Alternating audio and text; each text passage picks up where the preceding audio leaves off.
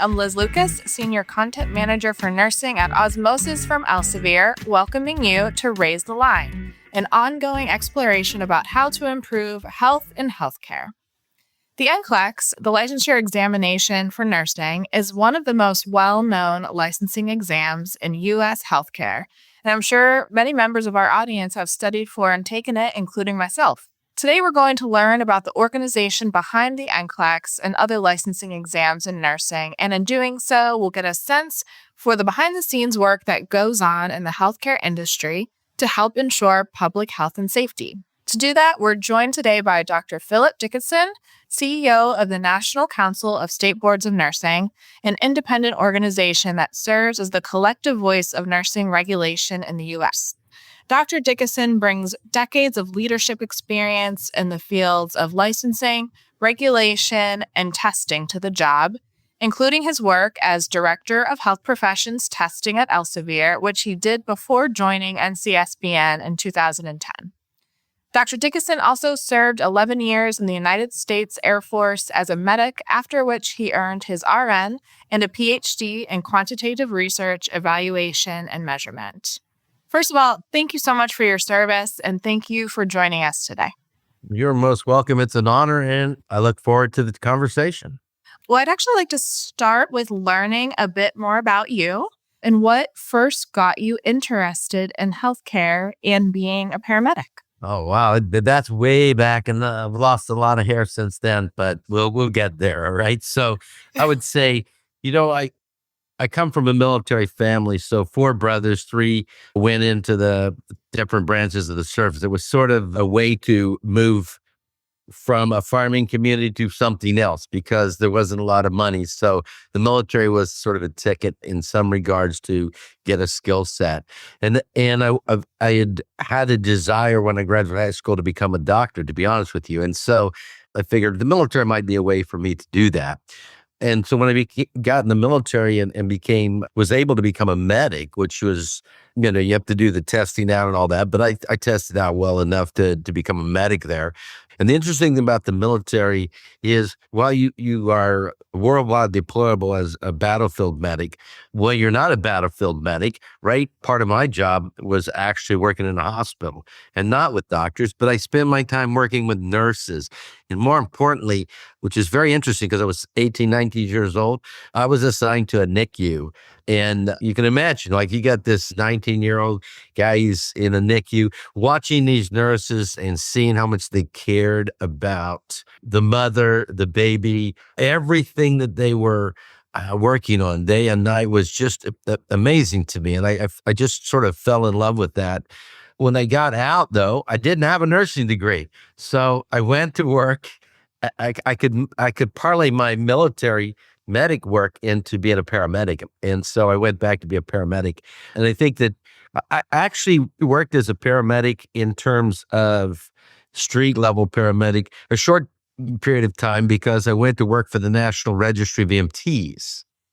So that's the national certification body for the EMTs, and got a lot of questions from their CEO about how do we defend the exam? How do I know that? And I said, well, I don't know. He says, I love this statement from him. I'll remember it forever. He goes, right down the road. He always called me by my last name. Right down the road, Dickison, is a university. It's called the Ohio State University. And so why don't you go down there and take a few classes and figure this out? That was probably the best advice, although, you sort of called up short. I didn't want to go back to school, but I did go because part of the job.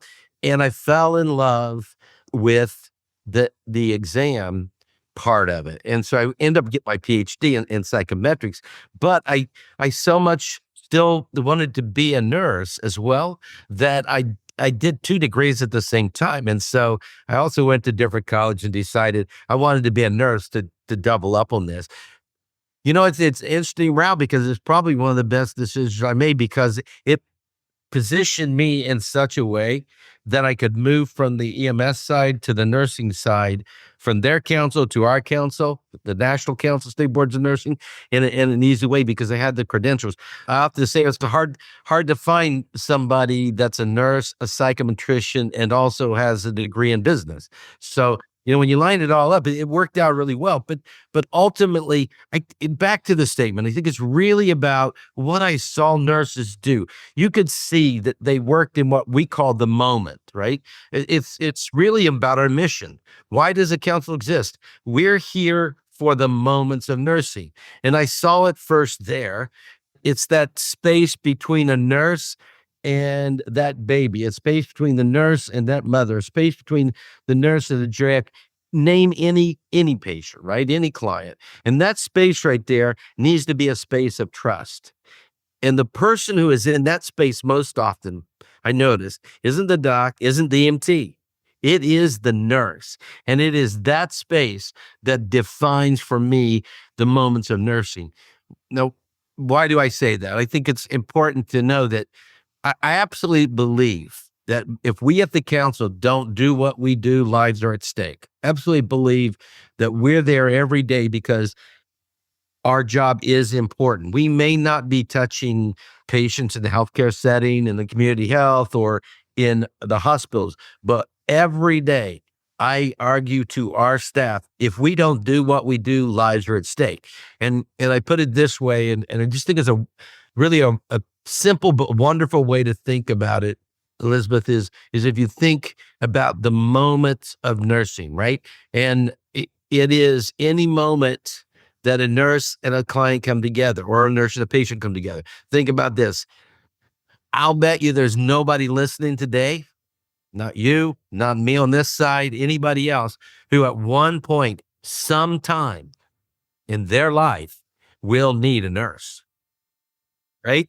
And the problem is when we need a nurse, we're at our most vulnerable state, right? And guess what? We don't even get to pick which nurse we get. That is true. We don't get to pick that. It's not like I can actually go out and do a Yelp review and pick the one I want, right? I can't do any of that. I have to take that nurse. And so I'm at my most vulnerable, all right? And I think at that point, if you're going to be at your most vulnerable, our job at the council is to make sure that there is a moment of trust, meaning what we do is we work every day for that one moment, your moment, that day. How do we do that? We do that through data, through the testing, through regulation, through policy, through engagement with stakeholders. It's just a variety of ways we do it. But ultimately, you can talk about the NCLEX, you can talk about nurses, you can talk about orbs, all of the different products we have, but all of it comes into that space of trust. If we're doing our job in that space, so Elizabeth, the day you need a nurse, you're not going to have to worry about that. I love hearing how your background and your experience really, the NICU is such an interesting example of really experiencing holistic nursing, where you don't have a single patient. The family is your patient. That baby is your patient. The grandparents are your patient. You really get the full kind of breadth, and no more vulnerable, really, humans kind of exist than those little itty bitty tiny babies. So how interesting, and what a unique journey to nursing. I always think it's fascinating hearing about people's journeys to nursing and how they're all so unique. And there's no wrong way to become a nurse. And you took a different path, and it was the right path for you. Worked out, right? Yeah, I think that's so fascinating. And I love how that all connects then to this mission of the organization you work for, the NCSBN. And you absolutely touched on it a bit, but I think when people think of NCSBN, they often just think of one thing, which is the NCLEX, when really there's a lot more involved. And so I'm wondering if you can kind of expand upon that a little bit. And I'd love to just kind of hear an overview of NCSBN and its mission, and how would you describe it to people who aren't as familiar with it? Look, we have a mission statement, and it goes back to my military. I mean, military is a mission-driven organization. The council is a mission-driven organization. That is our focus. But as I call it, that's our guardrails. If it's outside of those guardrails, we don't belong in that space. We belong in this guardrail, and that guardrail is to help every regulator in the United States and Canada in that regard to ensure that we support them in their work around public protection. Our job is to support them, and our vision is leading regulatory excellence worldwide. Now, by leading, I don't mean doing. We're not talking about being the regulator for Spain or Australia. What we're talking about is setting the best practice for regulation across the spectrum of nursing, right? So I think that's it. The other thing, I'll use this analogy. When you think about the council, and I know my marketing team doesn't like this, so they'll tell you to edit this out, but I'm going to say it anyway. Look, if I say to you McDonald's, or I show you the Golden Arches, you'd know that was McDonald's, right? Yeah, absolutely. And yet they have these things called Big Macs. You say a Big Mac, what do you know? It's from where? It's absolutely from McDonald's. If you said Quarter Pounder, it's where? It's from McDonald's. Right. What I am striving to do is we have branded our products so well, but we didn't brand our big name. We are the council, and from the council is the NCLEX. All right. So building that NCLEX in such a way that it is fair, that it is not biased, but that in fact it does measure entry-level competence with rigor and with precision, right? So that's just our Quarter Pounder, if you will, right? And then we have this Nurses, which I think is really not well known out there, at least in the nursing population. But Nurses is a place where it's the only one in existence in which every licensed nurse in the United States has a record in Nurses. They have a universal, unique ID, right?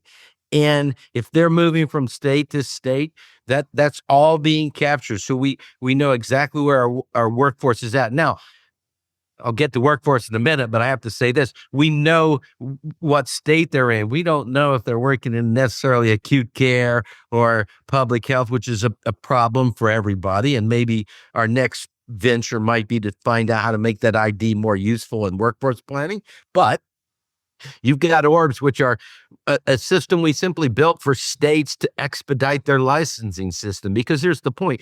If you went through all your education and then you went and took the exam and you passed, but you have to wait 4 months to go to work, that makes no sense. It's not an appropriate action to put on you, the one seeking. But I've just kept a valuable healthcare resource out of the field for 4 months. How many patients could they have interacted with? How many patients could they have created that circle of trust with, right? So we work with our data and all of that to try to expedite those moves, right? So when we go back to Nurses, we have the sort of a thing called e-Notify. E-Notify is a way that a nurse can keep track of their due dates on their licensure maintenance, that sort of thing. But it also can be used by institutions to get real-time or near real-time data on your status. So if you go to get hired and they're part of working with e-Notify, they'll have that information that you don't have to go supply them a bunch more.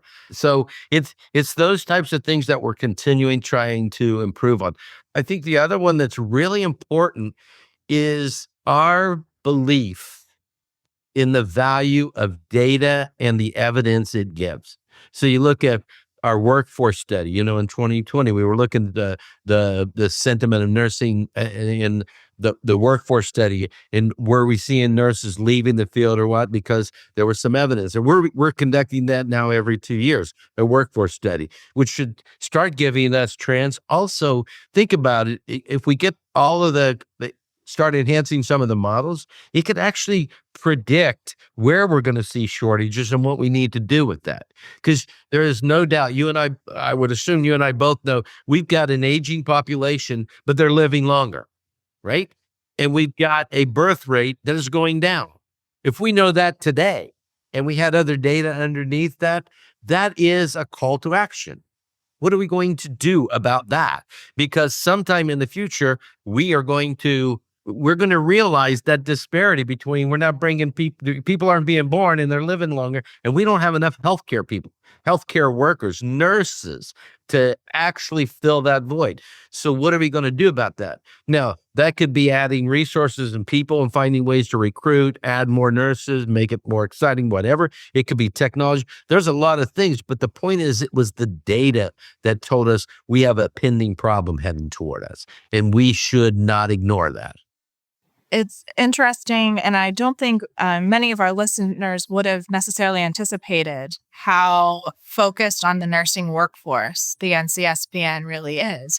And not just the exam, but when it comes down to it, certainly, as you stated, the NCLEX is such a vital part of what you do as well. And one of the things that the NCSBN has done is shepherding the launch of the next generation NCLEX. And among with other changes, this new exam focuses more on clinical judgment than earlier iterations of the test. So what was behind that change, and what have you learned since that new exam has been launched? Wow. So now I will tell you, I am intimately know about the NGN. It was a model that I had envisioned years ago, because I again, back to my military and paramedic careers, I would see people that were coming in entry level, and they were what I called algorithm based, meaning you do step 1, you do step 2, you do step 3, you step 4. And I used to say to them, well, what if I can't do step 4? What if you can't do step 4? Are you going home? You better be able to think this through, right? And I was thinking they're kind of not prepared for that, right? And we're not measuring it well either. So we started on a journey. That journey was an interesting one, in that to try to find out, first off, to either prove or disprove my statement that we're not measuring it well. All right. So we started out doing a very interesting study where I sent teams of observers, PhD occupational observers, to go out across the United States, and for 3 straight days in different settings, just watch and record everything the nurse did. Everything. Not me calling Elizabeth and say, well, you worked last shift. What'd you do last shift? No, I actually send somebody out there and watch. All right. And from that, we did some linking exercises back to our items and our practice analysis. And we realized that while we might be measuring it, 65% or more of the actions, or what I called the tasks, the actions, the things they do, right? A nurse was doing, required some element of clinical judgment. And if it's that much of what we do every day, then we needed to be better at measuring it. Not only just, not just for that safety aspect, that's the obvious reason, but also if we measure it, we can tell where we're short, and we can provide input to the community, the education community, the practice community, on training that needs to be done, education that needs to get us up to speed. And so we went from that point to developing a brand new exam, which went back to some old school stuff. So we keep calling it new, but I always look at it and go, when I was going through nursing school, we had case studies, right? We had case studies, and then we did all the way because we believed there was a measurement problem with them. And so I said, I think the case studies are the way to get the clinical judgment, but how do you measure it? So we had to build entirely new measurement models to keep that earlier thing I said, that rigor, that validity. You have to keep all of that. And it was a launch, and I think probably the key after that linkage of 65% was there at the practice level, the discipline, right, was pretty high in the first year. And so we looked at that and said, why? And almost a large majority of that, I forget the number at this point, but a large majority of those disciplines on a first-year nurse were related to clinical judgment, problem solving, or communication, right? And by the way, I would argue that clinical judgment is there's a judgment in how you communicate, right? There's a judgment in problem solving. So I argue that you roll them all back down, they're all an element of clinical judgment. And so we launched it. It was tremendously successful, but a lot of work. I think the one thing I'm very proud of the council at that point, and it's a new culture that I want to continue, is we brought everything. It was a 10-year journey, right? But we we didn't wait 10 years ago. Guess what? Here's a new exam, guys. We brought everybody along for the whole 10 years. Here's where we're at. Here's where we're at. Here. Now, I learned some things. If you don't have all the answers, people will fill in the blanks, and then you got to undo the blanks they filled in because they weren't right.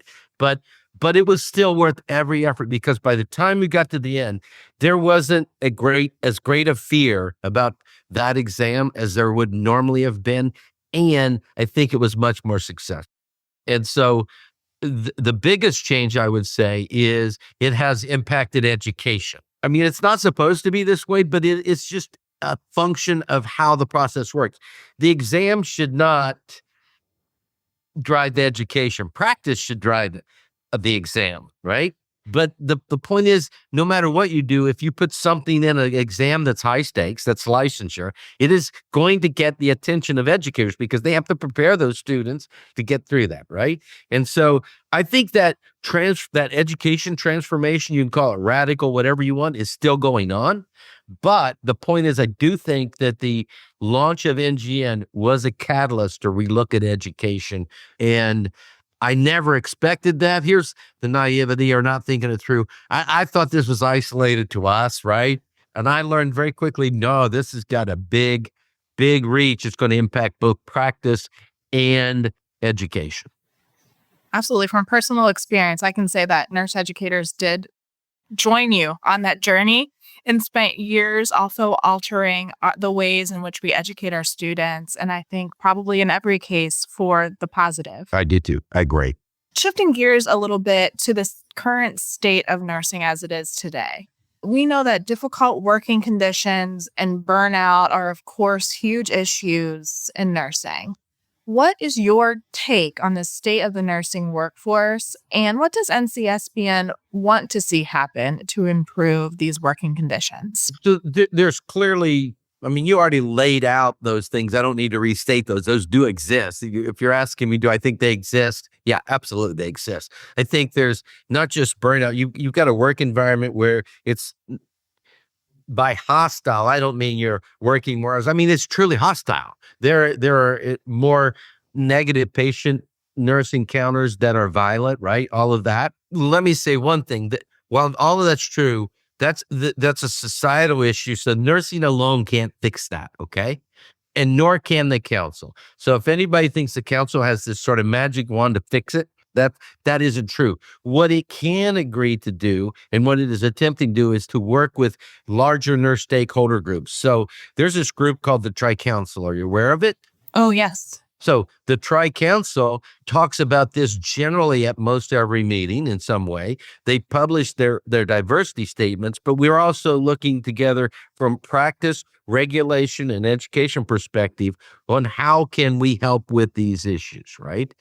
I think that they're doing a great job. If you're asking me for a specific answer right now, I can't tell you one. What I can tell you is generally how I approach a problem is, and I would think most healthcare people would get it, but we don't. We flip back into our normal ways, is if you treat a symptom, the problem still exists, right? And so it's really about using our data through the workforce and some other things that we're doing to try to define that, what is that core issue? Because defining the core issue and removing the cancer, so to speak, right, actually makes this, there's multicollinearity. It makes the other things sort of go away, right? I will tell you, so if you take, is there this might be controversial, but it's not like the first time I've been there. Is there a nursing shortage? Go out and do an internet search and remove your bias, and you're going to find out that there are two sides to this, and they're both fighting hard for their cause, right? And I would argue, why is the question, is it either or? Can't it be both?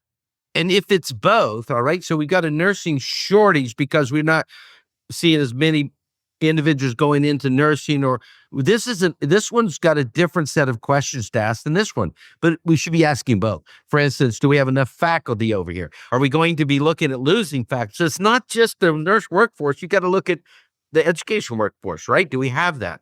And on this side, are they distributed? Do we have a maldistribution problem, right? And how do you do that? Well, you go back to where I was talking earlier is we've got this nurse ID. Why are we, instead of building what I call inflow outflow models, we tested 300,000 nurses this year, and our data says we lost 20,000 over here, or whatever, right? Well, what did that tell me? A couple problems with that. Yeah, it tells me how many went in, but it never told me that 300,000 went to work. I'm a nurse. Yes, every year on the workforce study, they count me. Right. I haven't touched a client in 15 years. So should I be counted, or should there be a category? Can we make workforce models that give us a deeper dive into what does the workforce look like, right? And I think that that's where the Tri-Council is looking to. That's where the National Council is looking to, is try to get that data to answer all of those questions, as opposed to saying it's one or the other. What is it? What is there truth in both of these? And if so, what do we do about it? It really speaks to just the immense complexity of the issue. Yes. And certainly one organization cannot be expected to fix all of the problems of the nursing workforce, but I do appreciate kind of the data-driven approach that NCSBN is taking to that. I think it's also important to note, Elizabeth, we're not the only healthcare population is experiencing this problem. Yes. Right? The physicians are feeling it, the pharmacists are feeling it, the EMTs are feeling it, the paramedics. So that's why I said it's a societal issue, either a healthcare societal issue or a cultural issue. I'm not sure. We did, you could blame the COVID, but I'm done blaming COVID for everything. That's just looking backwards, right? So I'm done blaming it. Okay, it might happen there, but that doesn't solve me knowing that. What solves it is looking forward. And what are those elements? And it probably will take working with that larger group, not just nurses, to come up with a viable solution. An approach from many of the aspects of the healthcare. Yeah, absolutely. Interdisciplinary there. Yeah. Well, here at Osmosis, we're a teaching company, Osmosis and Elsevier, and we love to fill knowledge gaps. Is there a topic you think Osmosis should make a video about to fill a gap that is of particular concern or of interest to you? First off, I got to say Osmosis. What a great name. So you're just going to put it out in the ether and it's going to osmose into the side of my brain. I love it. Exactly. Like magic. It's great. I would say I'm not Nostradamus, so I can't predict. I can look at today, but given how fast and agile things are changing, right? I don't know all of the future. I can tell you, I suspect that education around the use of technology is very critical. All right. There is going to be part of the workforce solution that we were talking about is we're going to have to use technology. If we can't add numbers to the equation on one side, then we're going to have to find ways to be technology savvy, right? To fill in those gaps. So I think technology is absolutely critical, and the use of it, being comfortable with it, not fearing it, using the right tool for the right moment, all of those things, right? I think is very important. The other thing is, I think that understanding team-based healthcare is going to be critical in the future. And such that I don't know, if you think about it, what that team might look like, but that team might change in the future because, you got APRNs seeking full scope of practice. You've got RNs seeking prescriptive authority, right? You got LPNs wanting to expand their scope. Now, my worry about all of that is you still got a bottom level here when you think about the aging population, which a lot of this isn't necessary acuity, it's fundamentals of nursing care, right? And maybe we ought to start rethinking nurse aides as part of that team. And how do we craft that education and those rules and regulatory systems? Because that's not a nursing regulatory system. I don't know if you know that, but that is not, right? And so how do we craft that in such a way that they may be part of that team? They've got to be able to work with doctors. There's role delineation things going on. And I think it's a really important topic for the entry-level nurse to start thinking about and understanding, because I do think in a few years it will be more, if it's not already, more the norm and grow more the norm than we've seen in the past. I love that. Working together as a team and using technology for advantage and the benefit of our patients. Absolutely. So lastly, we have many students and early career health professionals in our audience.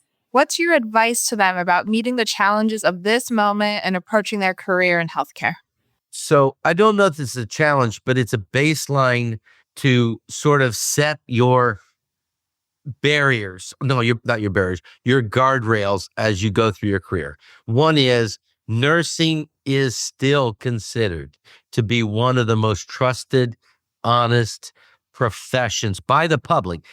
This isn't like we're voting for ourselves here, right? These are the public saying this, right? For 22, 23 years now. Grasp that, respect that. All right? Respect it. What do I mean by that? If you respect that, a professional respects their profession, all right?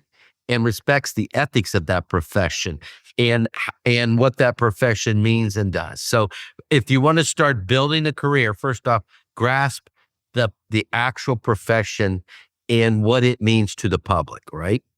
Number two is, just because you graduate from school and get a nursing license doesn't mean your education is over. This is a lifelong journey for a nurse to self-actualize, to come to that day and say, I have done it. I can go home, look in the mirror, the man or woman in the mirror test, and I can sleep tonight, right? Because I've done it. I think, I know I'm getting into the emotional side. So all of that comes with real education in between. But I think, look, if you've got to have this sort of mindset that I'm doing this for not myself. I am doing this for those patients that I am going to touch because I care.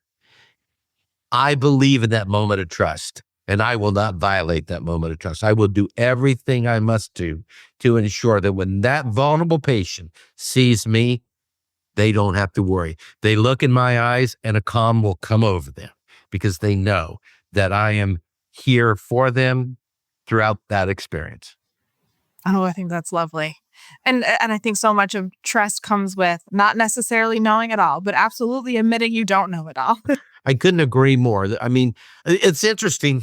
I'm going to side back to the exam. When we first started doing the exam, we were looking at different ways to score it. And your point was exactly correct so when I was trying to score models, right, we would maybe branch them, right? So do you want the person who gets the question right, all right, but has an attitude that I'm right, there's no way I'm wrong, or the person who goes, I'm not really sure, all right?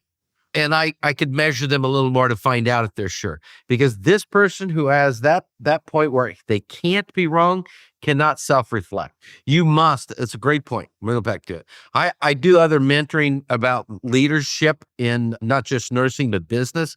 And I will tell you this, what I tell business leaders, the single greatest skill, foundational skill you need is to be able to self-reflect. Because if you can't self-reflect, all right, you're not going to be good for anybody.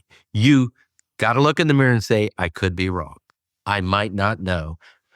But here's the point I will say to your listeners. And we were talking about the new people, right? You have so many nurses who have gone before you. They got your back. They are your family. Rely on them. Seek their knowledge. Ask them questions. They will make you great because they are great. What a beautiful, beautiful thought and sentiment to end on. And it's been such an honor and a privilege to get to speak to you today. So thank you so very much, Dr. Dickison, for being with us today. Thank you. I'm Liz Lucas. Thanks for checking out today's show. Remember to do your part to raise the line and strengthen the healthcare system. We're all in this together. If you like this podcast, please share it on your social channels. You can also subscribe to the series and check out all of our episodes at osmosis.org/raisethelines podcast.